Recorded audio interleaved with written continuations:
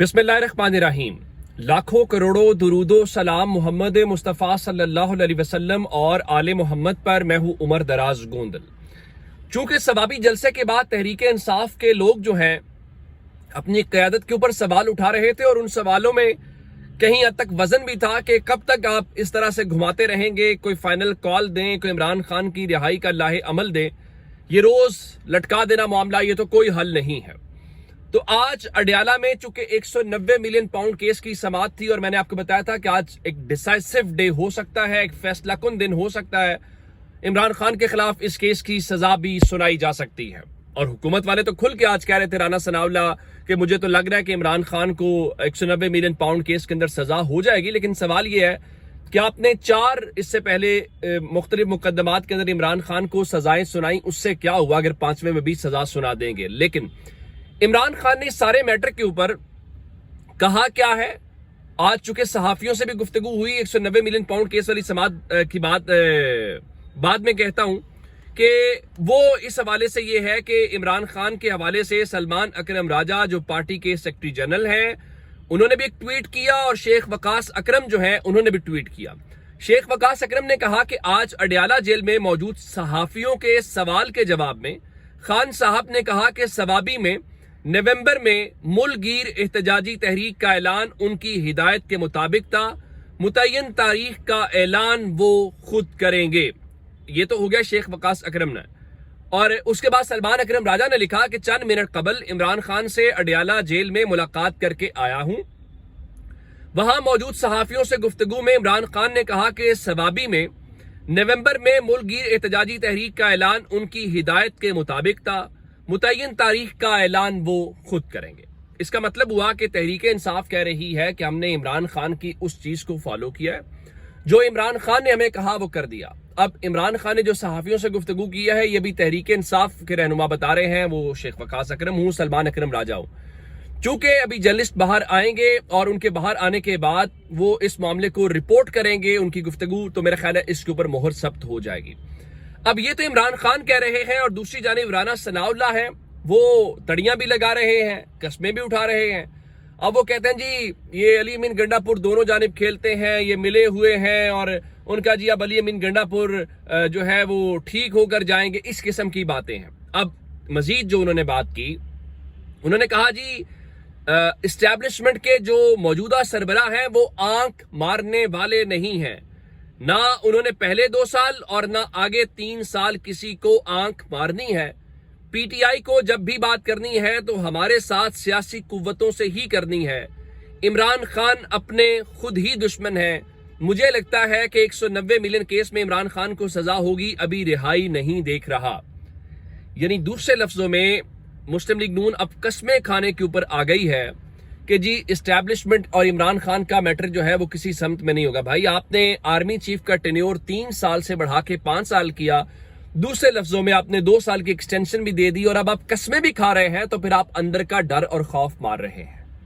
अब सच्ची बात प्रैक्टिकली अगर देखा जाए ना, तो अब आपकी जरूरत किसी को नहीं है। आप एक इस्तेमाल शुदा टिश्यू से ज्यादा हैसियत नहीं रखते। बाकी अब आपकी मर्जी है कि आप अपने दिल को तसल्लियां देते रहें या आप कहते रहें। और इमरान खान जो है वो तो नहीं कह रहे कि मेरी कोई एस्टैब्लिशमेंट के साथ डील हो रही है या मेरी एस्टैब्लिशमेंट के साथ कोई बात हो रही है या मुझे कोई आंख मार सकता है या मुझे कोई आंख मार रहा है।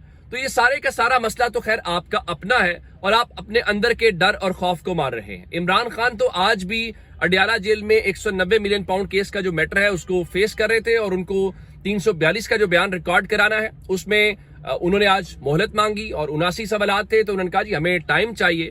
और नासिर जावेद राना साहब ने आज जो है वो समाअत की, इमरान खान भी पेश हुए, बुशा बीबी भी पेश हुई और वकला की इस्तदा के ऊपर जो है अदालत ने जवाबात के लिए 13 नवंबर तक की मोहलत दे दी है, मजीद 2 दिन की। लेकिन उसके साथ ही इमरान खान ने एक और दरखास्त दायर की है और उस दरखास्त में ये कहा है कि 190 मिलियन पाउंड केस के 3500 सफहात का जायजा लेकर 79 सवालात का जवाब तैयार करना है, इसलिए 14 दिन का वक्त दिया जाए।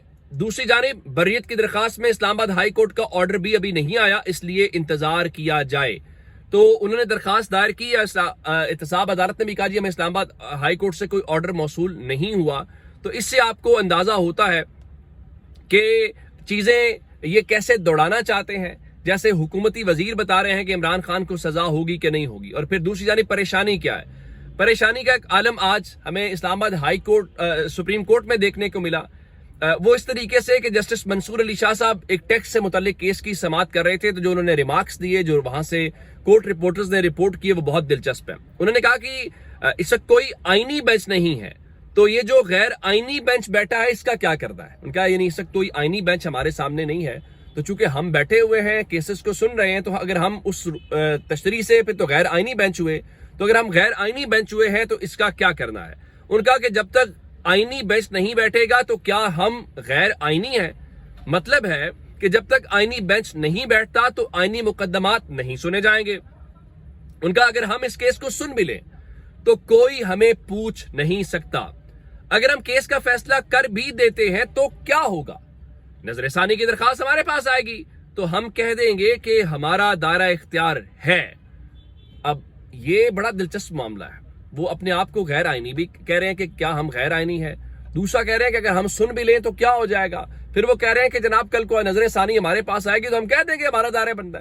تو یوں لگتا ہے جیسے چیزیں خاموشی ضرور ہے لیکن کچھ نہ کچھ معاملات اس طرف جاتے ہوئے دکھائی دے رہے ہیں. اور ایک جانب یہ آئینی بینچ والا میٹر ہے, اور دوسری جانب حال ہی میں جو سپریم کورٹ بار ایسوسی ایشن کے صدر منتخب ہوئے ہیں میاں رؤف عطا جو ہیں, انہوں نے اس بارے میں آج جسٹس امین الدین کو آئینی بینچ کا سربراہ بنانے کے فیصلے کو قابل ستائش قرار دیا ہے.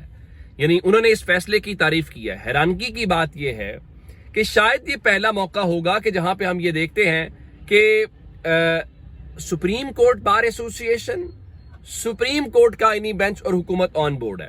یہی منظر ہم نے دیکھا اس چیز کو لے کے جب الیکشن والا میٹر تھا یا باقی چیزیں تھی, کہ وہاں پہ کس طریقے سے یہ سب آن بورڈ رہے. پھر ہم نے دیکھا کہ کیسے 63A والے معاملے کے اوپر آن بورڈ رہے. تو دوسرے لفظوں میں آپ کہہ سکتے ہیں کہ یہ اعظم نذیر تارڑ, احسن بھون جو ہیں وہی حکومت ہے, وہی سپریم کورٹ بار ایسوسی ایشن ہے. تو یہ ان کی ایک لحاظ سے کامیابی ہے. لیکن آج ایک اور ڈیولپمنٹ بھی ہے, اور ڈیولپمنٹ یہ ہے کہ قاضی فائز عیسیٰ کے سائے سے تو اس قوم کی جان چھوٹ گئی, ان کی کسی فوٹو کاپی سے جان نہیں چھوٹی, تو وہ ایک الگ بات ہے. لیکن اب ایک اور شخصیت ہے جن کا نام سکندر سلطان راجہ ہے.